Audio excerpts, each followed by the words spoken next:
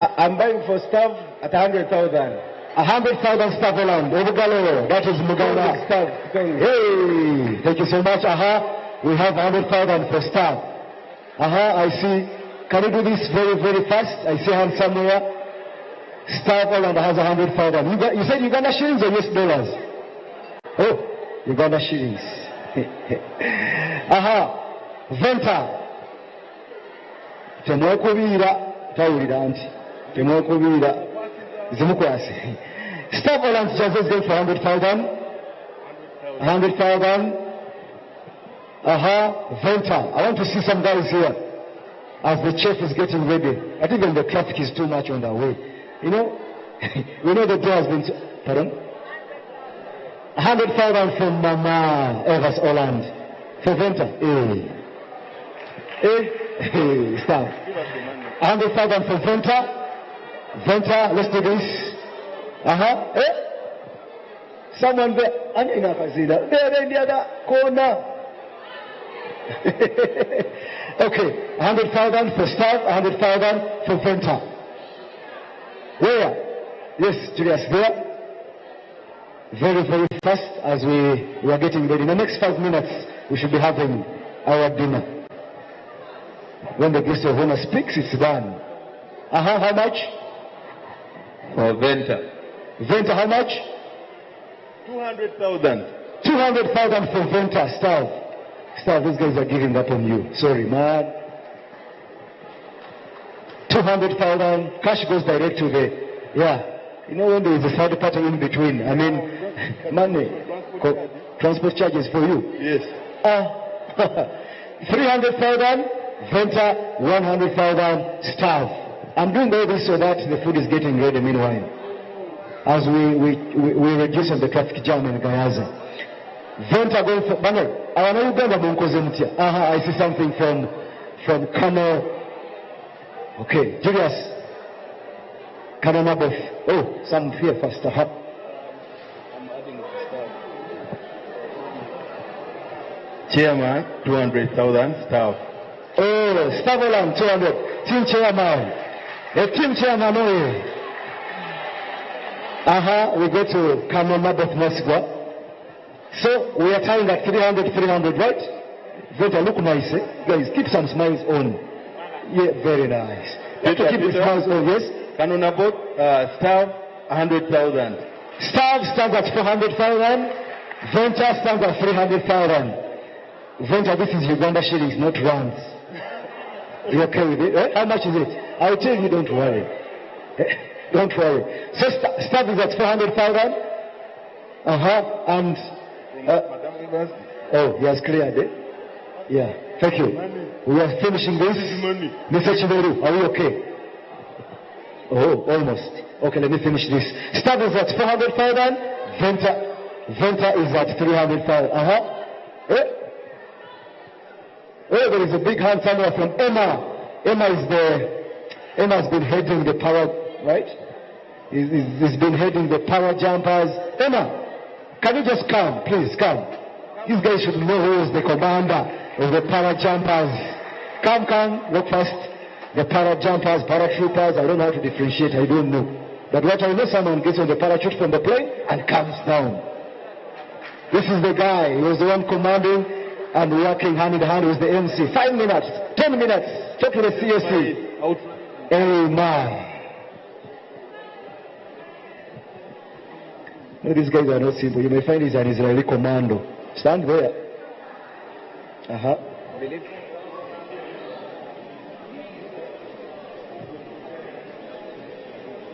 you say it on the microphone?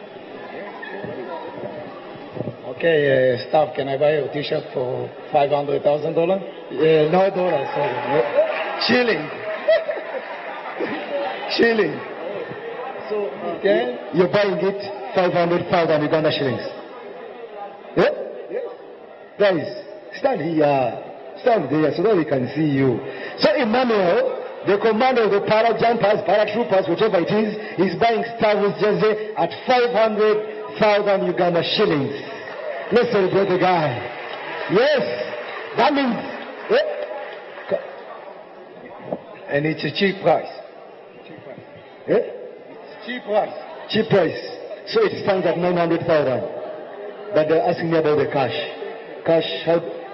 If it's there, bring it. Things are not simple. People change.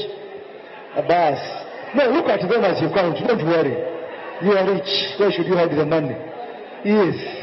Thank you so much.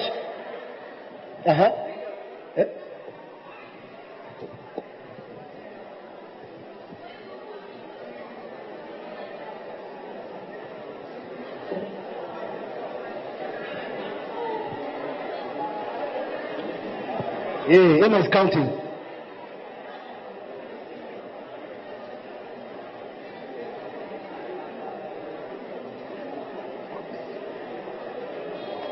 Okay, thank you so much. Cash, dollar, kwacha, pounds.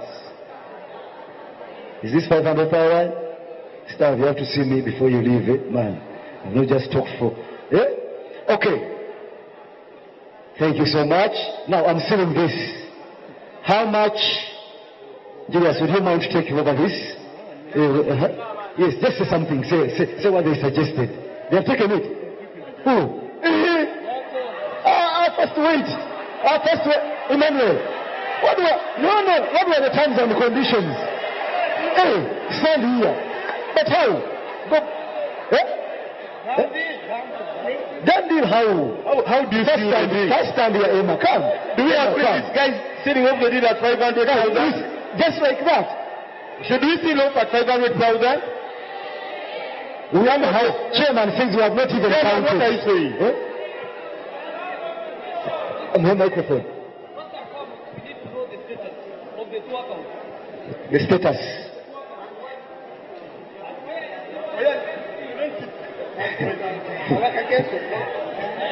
Where is team chairman? That's the question. Small now. So, if this guy is going by the condition of I'm buying it at 500,000, whoever comes out with a bigger figure than yours takes it. Are you okay with that? No. Yes. As per now, if you remove his money, Stavros Jose is at 400,000 and Ventas Jose is at 300,000. Are we good? Yes, now how do we go about it? Somebody, this gentleman has bought the jersey at 500. He's taking it from the shelf. Do we agree he takes it at 500,000? Do you agree that Emma, the commander of the power jumpers and troopers, Bugara is saying no. Now what?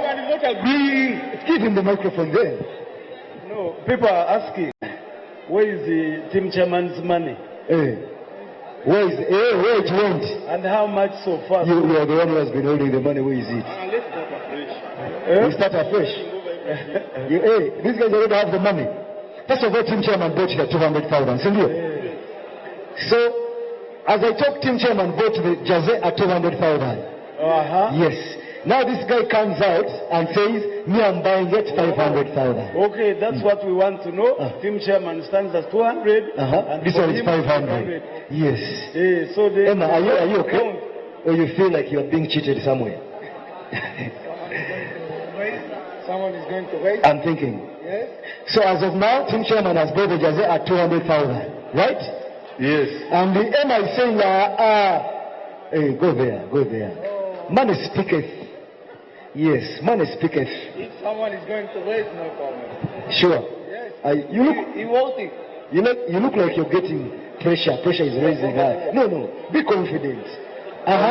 Olanu's jersey was bought by team chairman at 300,000. 300, huh? Then Emma offered 500,000. Yes. That is a different competition. So Emma is on top.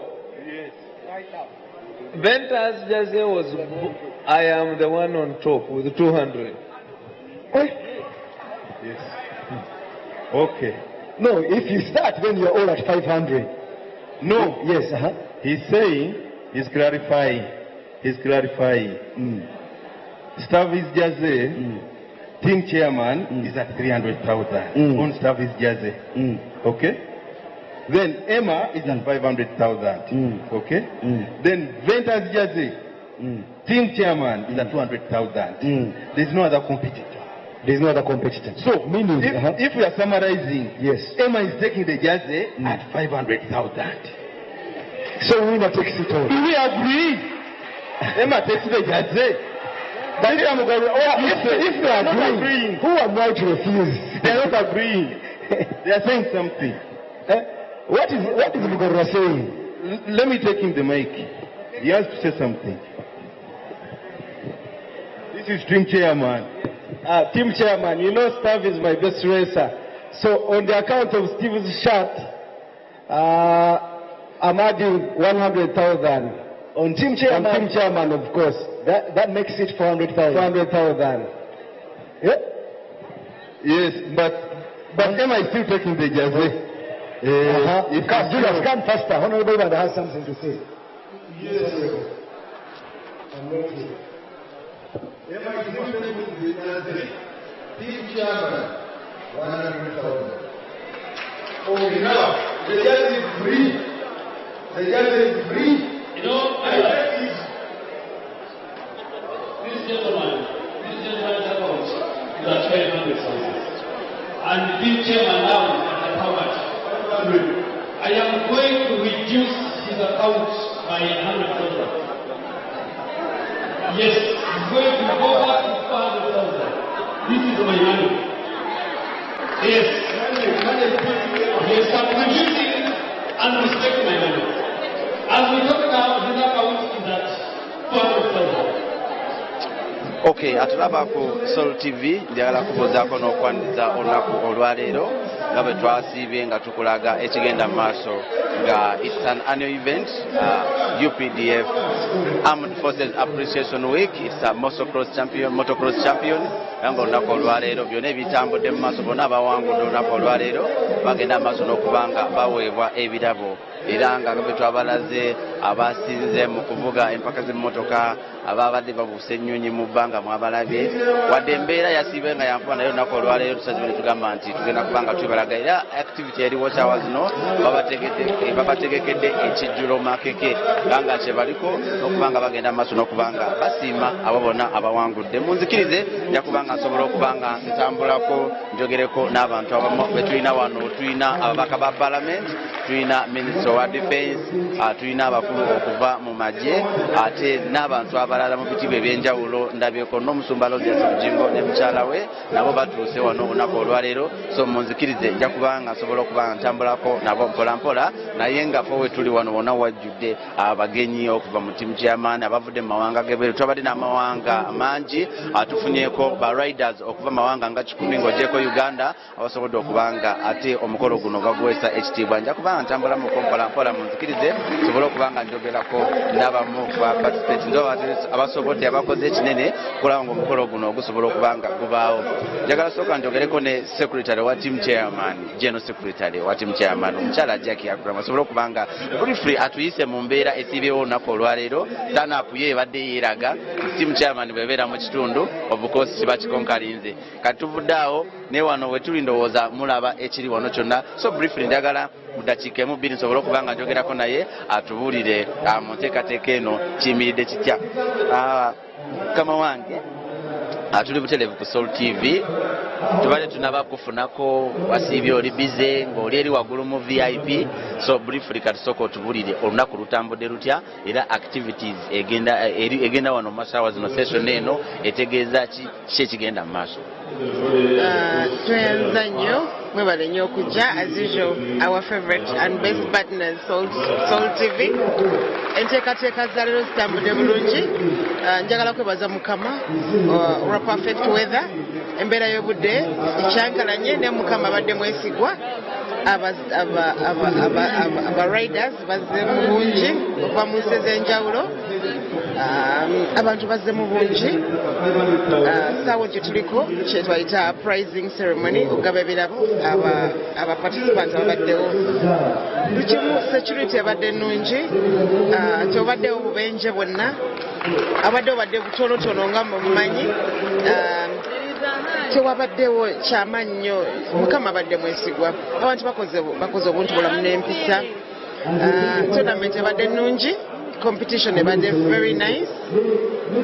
So kanebaze abantu bonna bafuddeyo abawuliriza omulanga gwaffe tugamba mujje mu bungi abantu bazze mu bungi nti kitutte ebbanga kitutte more than 2 hours muleka nga zimbiranga n'okufuluma kizibu abantu balaze military UPDF police ne prisons omukwano guno omukolo gwakubeerangawo buli mwaka so next year waliwo edition endala tujja basaba mujje mwongere okulaga omukwano etheme ya mwaka guno ebadde egamba nti twagala military eyongere okubeera kumpi n'omuntu wa wansi wa bulijjo indeed mubalabye badde mu uniform nga bayamba n'asharinga abamu wano nga tusategeera meja yaani geno yaani mu uniform ani tutambudde bulungi nnyo so twebaza abantu mwenna abavuddeyo okujja okuwagira enteekateeka zino mwebale nnyo mwebalire ddala kanebaze General MK champion wa bavubuka okutumbula ebitone mu bavubuka leero wetwaliko wanagamba abantu nti ffe tuze on board nga team chairman okwebaza UPDF okutuyamba okuyamba eggwanga okunaturinga okudevelopinga ekitone n'otukumira General waffe omuto General MK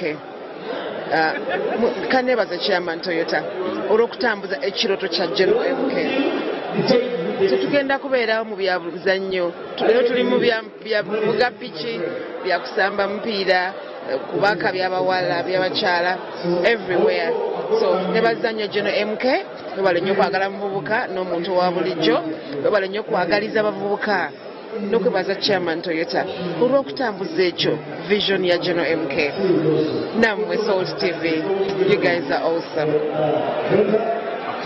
tweyanzege ekigambo kimu eri team chairman kubanga tiimu yonna tugiraba wano weeri team chairman mwennawe muli mukama bampeera omukisa abaana bano tetubasasula bamemba bajja ne babeerawo ne bakola buli kimu bwe tuyita omulanga bateekamu engatto kantandikire ku executive yaffe ne ba committee members beerekereza nnyo baleka family zaabwe ne bajja kukola ebintu bino mwenna executive members ba ambassador baffe ba special envoys mwenna tweyanza nnyo nammwe bannamawulire abatwagaliza mwenna tweyanza nnyo tweyanzeke mukama batuweera omukisa nsaba mukama nti guno mwaka mukama nga bwatuyisizaamu obulungi 2023 egenda kubeera beta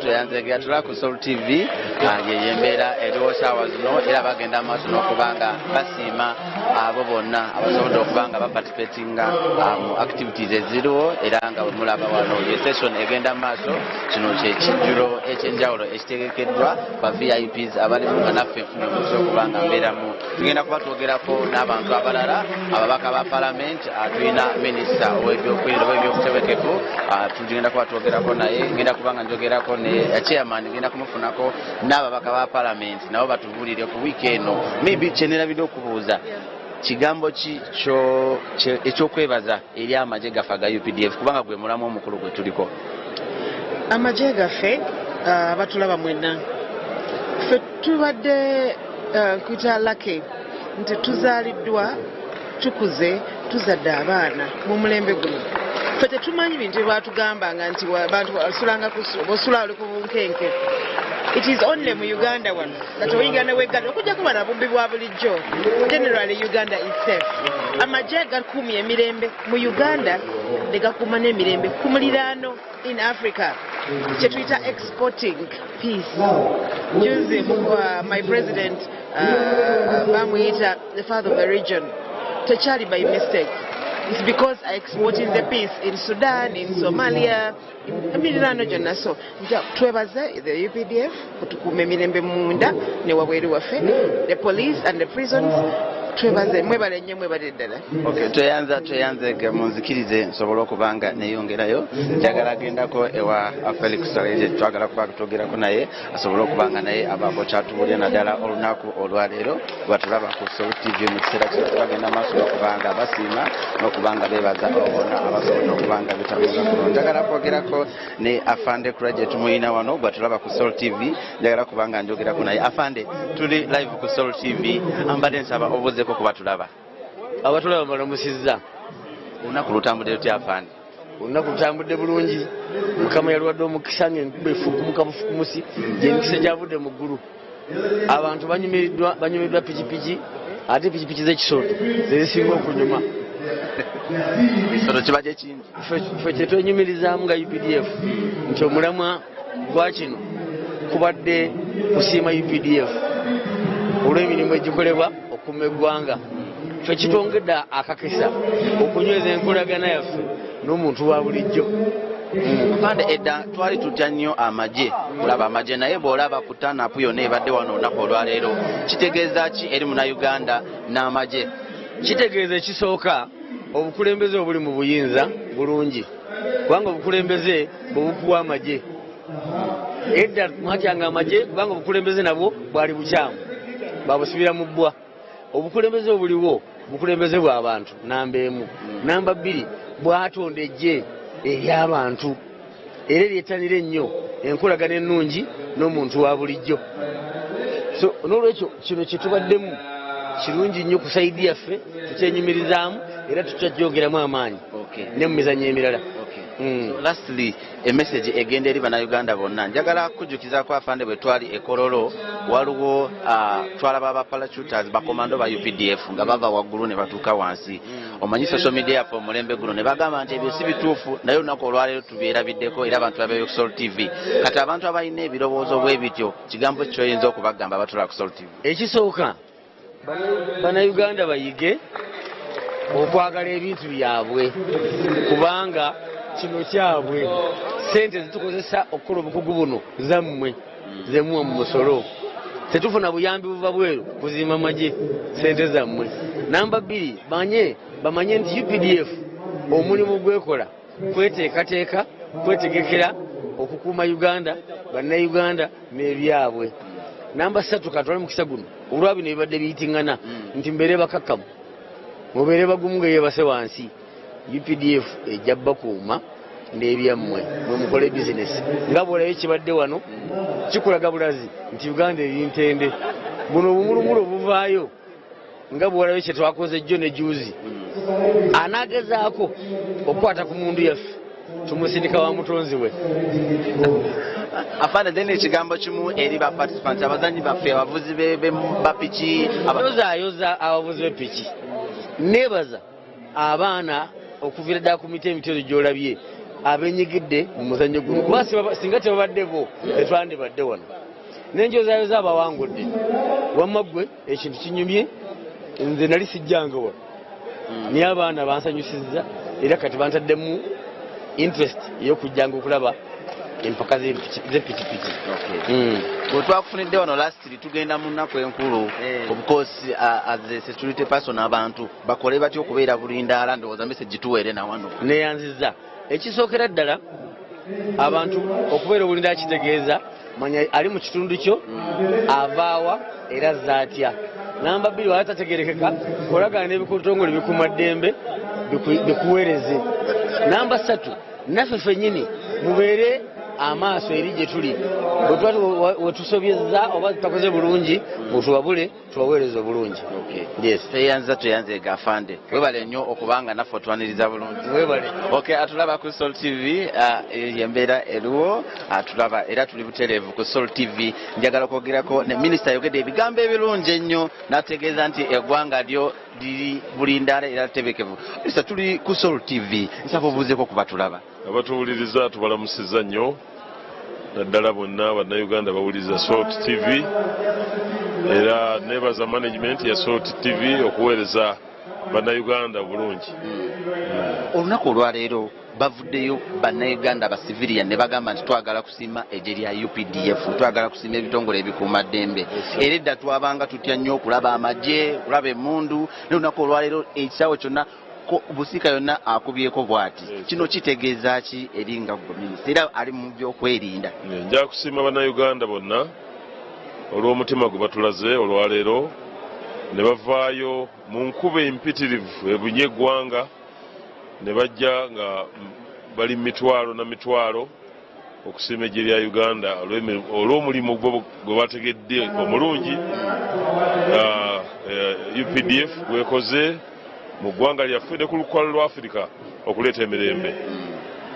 n'olwekyo tulina essanyu lingi batuzizaamu amaanyi bazizaamu ba generals n'abalwanyi ba Uganda n'abasirikale bonna ab'amagye n'abakuumaddembe baffe bonna okulaba nti bannayuganda basiimye omulimu omulungi abaana baabwe gwe bakola mu ggwanga lino n'ebweru wa Uganda.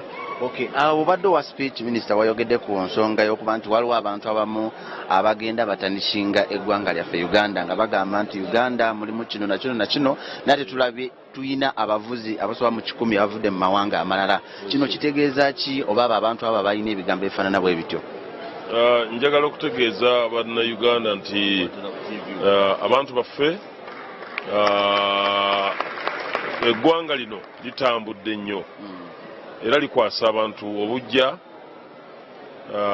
era abantu bangi abalaba ebintu nga bitambula bulungi bakwatibwa obujja bagamba twandibadde tulemesa enkulaakulana eno obutagenda mu maaso kubanga ereeta omukwano eri abantu okwagala NRM ereeta omukwano okwagala abaweereza bonna ab'eggwanga lino.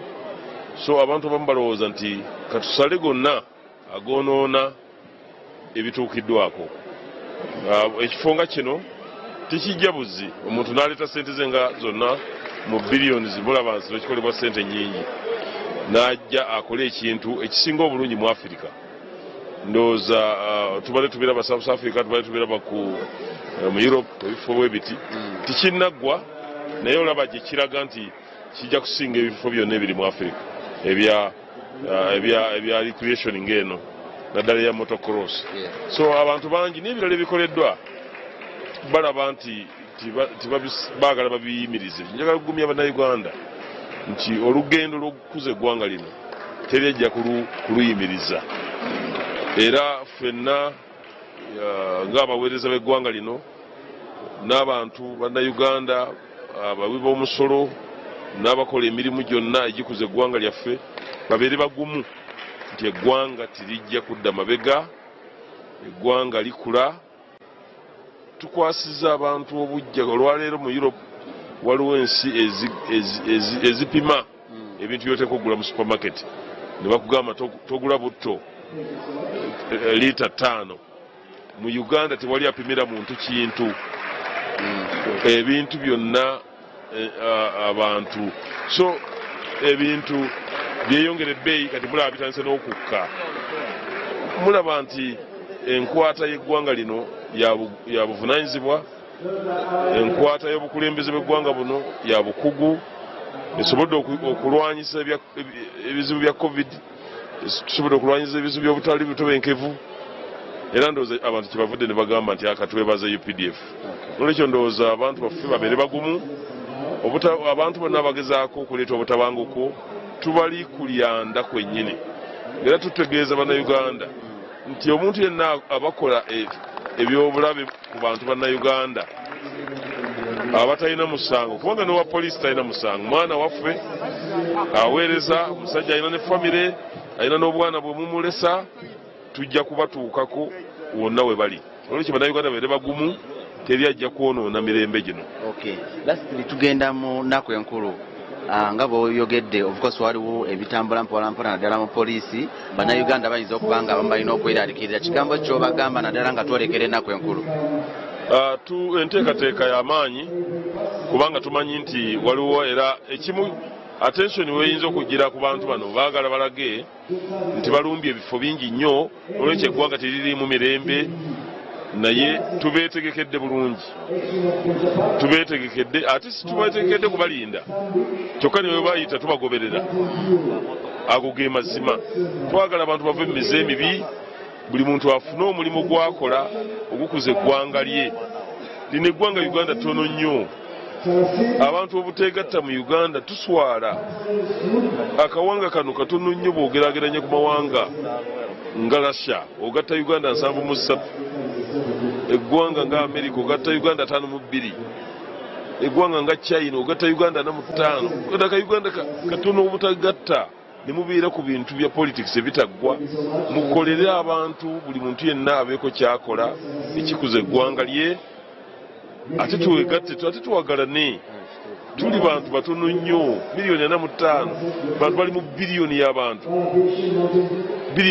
ensi nebeera mu biliyoni n'ekitundu nga baagalana bakolagana twagalane tubeegayiridde ebirowoozo tubizze mu kukolera eggwanga lyaffe n'amaka gaffe tudde mu kugamba buli kaseera tuli mu politics ndowooza si bituufu tweyanzeege ndowooza muwulidde mubeere bakakamu eggwanga lyo literedde bagambe nti obuzibu bwonna obuliwo bagenda kubanga balinnya ku kagere era ng'abantu abamu bagenda maaso n'okubanga balinnya ku kagere kulaba nga embeera eno etereera so tukyali wano ku Annual Armed Forces Appreciation Motocross Champion era nga omukolo guno gubeerawo buli mwaka emyaka ebiri bale tebibangawo olwa COVID-19 naye mu kiseera kino ate basobodde okubanga bategeka enteekateeka zino njagala kwogerako ne chairman njagala kwogerako naye ngasobola okubanga naye atubuuzaako mbadde ndudde okubanga ndine chairman tusanyisa okulaba once again nze nsinze chairman yesu yeebazibwe Mukama yeebazibwe amina obudde bwonna sikubuzeeko chairman mbeera yeeyo nakoma kulaba mu kyaki chairman wandabako mu kyaki n'otwebaza era twebale we don't take it for granted thank you so much olunaku olwaleero olabye tanapu y'abantu abajjudde wano naye nga tumanyi bwe twali mu press conference nga abantu tiimu chairman watusuubiza okugamba nti mugenda kukola mobilization era tugirabyeko what does it mean eri abantu bonna abakozi bonna n'abantu bonna baza okubawagira webale nnyo Sol TV ekisooka njagala abantu bamanye nti byenze nga mbasuubiza bagenze babiraba kubanga gye tulaga since we started ebyenjawulo muberabi leero tubaleetedde omuzannyo okubeera ku TV gwe mulabanga ku TV kubanga nze bulijjo ngamba abavubuka kyenjagala abantu kwekiririzaamu kati olabye wano bannayuganda bawininze kwekiririzaamu bakoze competition n'abantu bonna bebweru people from America, Netherlands, Cyprus, South Africa, Israel.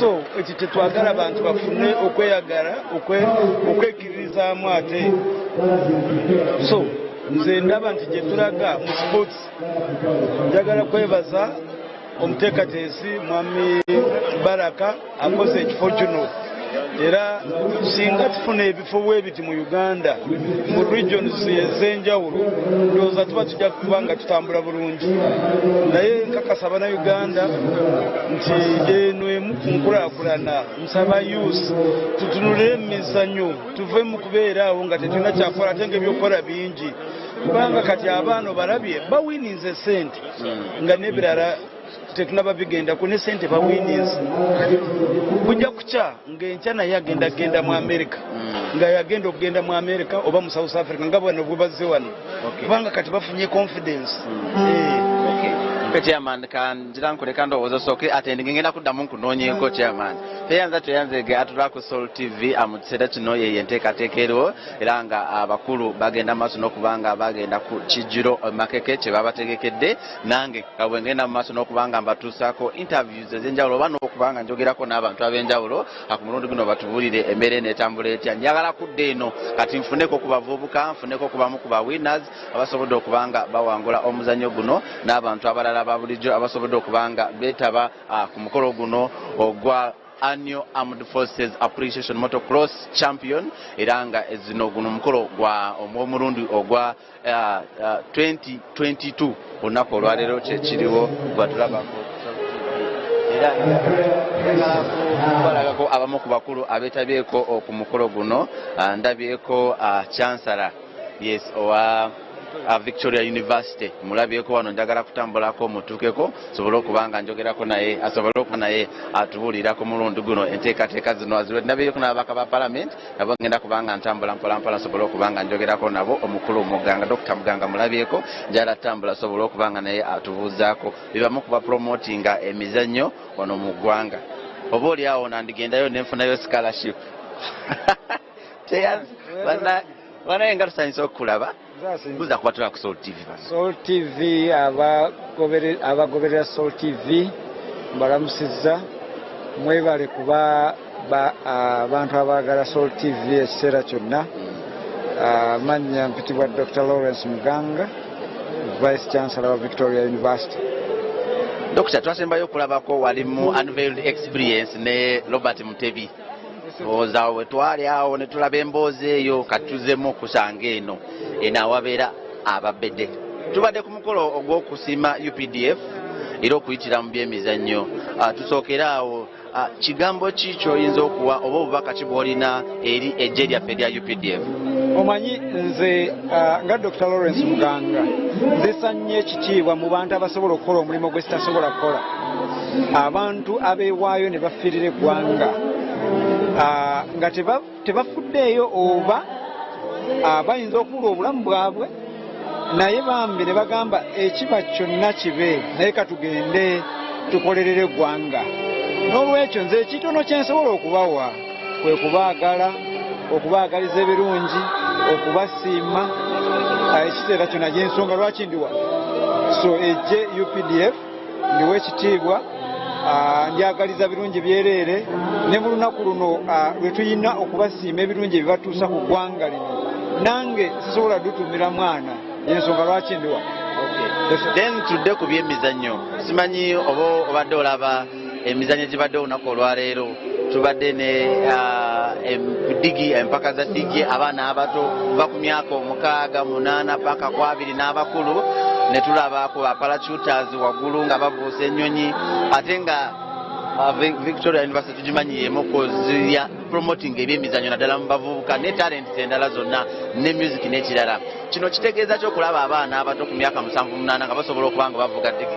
Ffe nga Victoria University naye nga Vice Chancellor tukkiriza mu bintu nti buli mwana azaalibwa, buli muzadde alina ekitone Katonda kyamuwa. Era nze kiba kyamukisa eri okulaba buli mwana avaayo n'agamba nze kino ekitone kye mmanyi era kye nnyina n'akyolesa. Bwe mba nnyina akadde nzija bambi bwe mba nsobola okuba engalo n'enzikuba. Ndabye abaana abato myaka 5, myaka 6, myaka 7, 10, 14, 14 nga bavuga pikipiki. Nze nange omuntu omukulu kye sitasobola kukola ne ndyoka ŋŋamba nti Mukama aweebwe ekitiibwa ekiseera kyonna kubanga ffenna tulina ekitone kye yatukola ki talanta gye yatuteekamu. Bwe batandika ozoolesa nange nzija nenteekako eddoboozi lyange ng'omuntu basobole okukulaakulanya ekitone ng'ekyo.